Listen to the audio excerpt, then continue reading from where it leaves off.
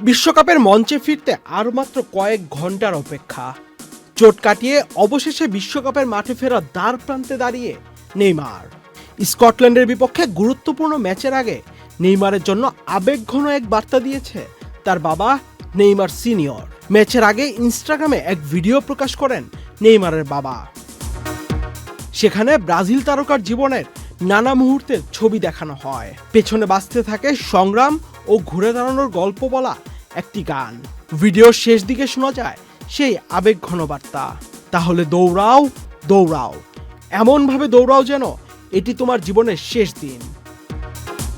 এই একটি বাক্যের ভিতর যেন লুকিয়ে আছে নেইমারের পুরো ক্যারিয়ারের গল্প। চোট, সমালোচনা, প্রত্যাশার পাহাড়, অপূর্ণ স্বপ্ন আর বারবার ফিরে আসার এক অদম্য লড়াই।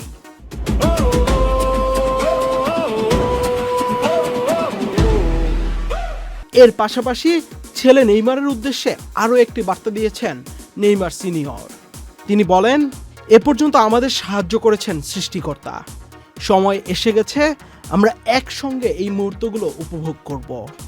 শুভকামনা ছেলে, শুভকামনা ব্রাজিল। ঈশ্বর তোমাদের আশীর্বাদ করুন এবং রক্ষা করুন।